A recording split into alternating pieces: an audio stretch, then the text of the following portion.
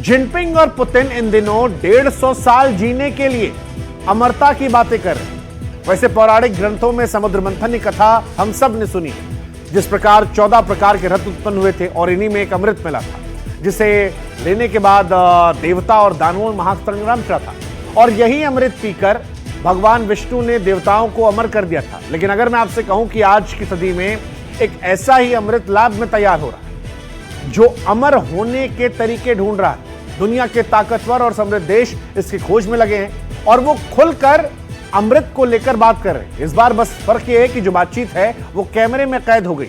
वैसे लंबी उम्र जीना तो सब चाहते हैं, आप भी चाहते होंगे, हम भी चाहते हैं, और अच्छी बात भी है। लेकिन आज की भागदौड़ वाली जिंदगी में उम्र को लेकर यह बहस छिड़ी हुई है। इंसान की लगातार कम होती उम्र के पीछे कई वजह बताई जाती है, लेकिन दुनिया में इन सब के बीच कुछ ऐसा भी चल रहा है जो शायद इस बहस को खत्म कर सकता है। और वजह है चीन में विक्ट्री डे परेड में शामिल होने से पहले शी जिनपिंग और पुतिन की बातचीत, जिसने अमृत के राज को अब दुनिया के सामने ला दिया। जिनपिंग और पुतिन की ख्वाहिश जो है वो दुनिया के सामने आई है, और यह ख्वाहिश है 150 साल जीने की। सुना है आपने कभी? देखिए खबर मजेदार है। क्या आने वाले समय में 150 साल तक जी पाएगा इंसान?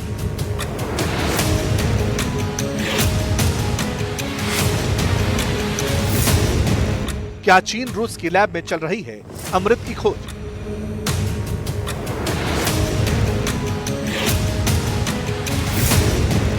किस एक्सपेरिमेंट से 150 साल तक जीने की बात कर रहे हैं पुतिन जिनपिंग?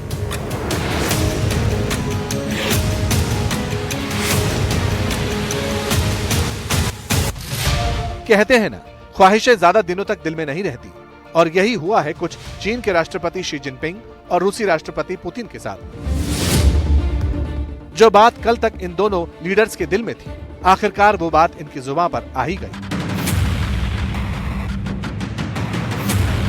मौका तो था चीन में विक्ट्री परेड का, जिसमें शामिल होने के लिए शी जिनपिंग, पुतिन और किम जोंग उन जा रहे थे। लेकिन चलते चलते इन नेताओं ने कुछ ऐसा बोल दिया जिसने पूरी दुनिया के कान खड़े कर दिए। लोग सोचने लगे कि क्या वाकई में ऐसा भी हो सकता है। अब इस स्क्रिप्ट का सारांश एक बार फिर सुन लीजिए। आजकल 70 साल की उम्र में भी आप बच्चे ही हैं। पहले लोग शायद ही कभी 70 साल तक जीवित रहते थे, लेकिन इन दिनों 70 साल की उम्र में भी आप बच्चे ही हैं। बायोटेक्नोलॉजी के विकास के साथ मानव अंगों को लगातार ट्रांसप्लांट किया जा सकता है। आप जितना ज्यादा दिन जिंदा रहेंगे, उतने ज्यादा दिन युवा रहेंगे, यहाँ तक कि अमरता भी प्राप्त कर सकते हैं। भविष्यवाणी है कि इस सदी में 150 साल तक भी लोगों के जीने की संभावना है। दरअसल बात हो रही थी 150 साल तक जिंदा रहने की, जो कैमरे में रिकॉर्ड हो गई। हुआ यूं कि जिनपिंग पुतिन से कह रहे थे कि आज तो ऐसा जमाना आ गया है कि 70 साल की उम्र वाले भी बच्चे होते हैं। पहले कोई 70 साल तक जीता था तो उसे चमत्कार मान लिया जाता था। इसके बाद पुतिन ने कहा कि बायोटेक्नोलॉजी की मदद से ऑर्गन ट्रांसप्लांट हो रहे हैं, ऐसे में आगे चलकर अमर होने का रास्ता भी खुल सकता है। ध्यान दीजिए, पुतिन ने अमरता शब्द का जिक्र किया। फिर जिनपिंग ने कहा कि लोगों की तो 150 साल तक जीने की भविष्यवाणी हो चुकी है, यानी बात 80-100 नहीं, 150 साल तक जीने की हो रही थी। वैसे तो यह बात दुनिया के सामने नहीं आती, दुनिया को इन नेताओं की ख्वाहिश का पता नहीं चल पाता अगर यह क्लिप सामने नहीं आई होती। जरा फिर सुनिए।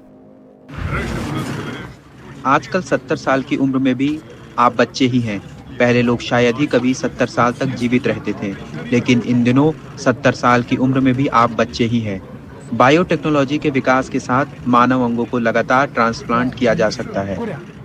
आप जितना ज्यादा दिन जिंदा रहेंगे, उतने ज्यादा दिन युवा रहेंगे, यहाँ तक कि अमरता भी प्राप्त कर सकते हैं।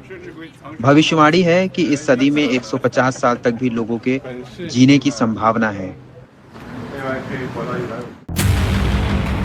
अब चाहे ये बात हल्के फुल्के अंदाज में कही गई हो या फिर किसी और नोट पर, लेकिन इन बातों के पीछे का सच तो कुछ और ही दिखाई पड़ता है।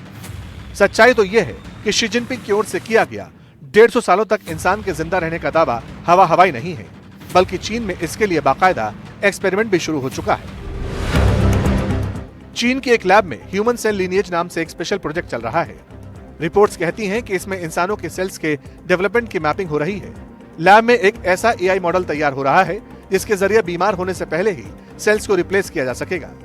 और अगर ये मुमकिन हो पाया तो इंसान बीमार नहीं पड़ेगा और उसकी उम्र भी लंबी होती जाएगी। कहा तो यह भी जा रहा है कि चीन के वैज्ञानिकों ने उम्र बढ़ाने वाले एक खास जीन की पहचान भी कर ली है और इस जीन का नाम OSER1 है, जो लोगों के लाइफ स्पैन को रेगुलेट करता है। दावा है कि इस जीन में बदलाव करके मक्खियों और रेशम के कीड़ों की उम्र बढ़ गई और अब यही प्रयोग इंसानों पर भी करने की कोशिश हो रही है।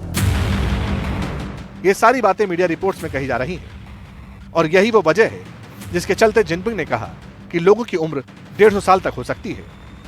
3 राष्ट्राध्यक्षों के साथ, अपने देश के 3 राष्ट्रपति के साथ काम किया है और उस दौरान 20 राष्ट्राध्यक्षों के विजिट्स हुए हैं जो राष्ट्रपति भवन में ठहरे हैं।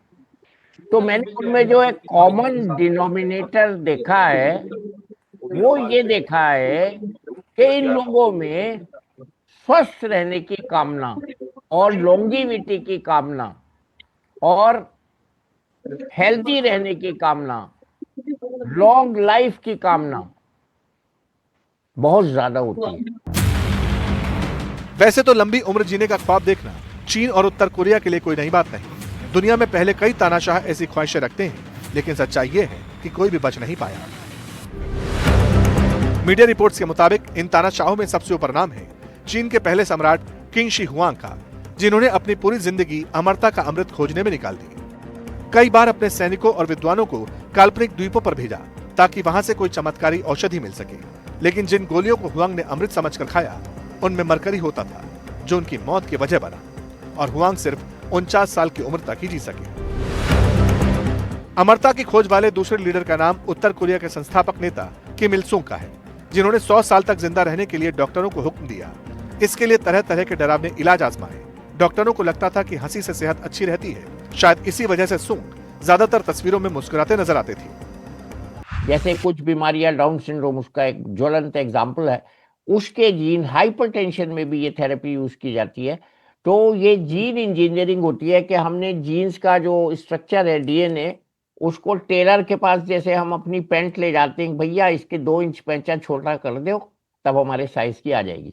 तो इसी तरह से ये क्रिस्पर टेक्निक है। क्रिस्पर टेक्निक के जरिए जेनेटिक रिपेयर, उसको मैं कह सकता हूँ आपको समझाने के लिए, श्रोताओं को, दर्शकों को समझाने के लिए, कि हम क्रोमोसोम्स के अंदर जेनेटिक रिपेयर कर सकते हैं और उसके साथ साथ हम डिजीजेस को टेलर मेड तरीके से रिपेयर कर सकते हैं ह्यूमन बॉडी के क्रोमोसोम्स को।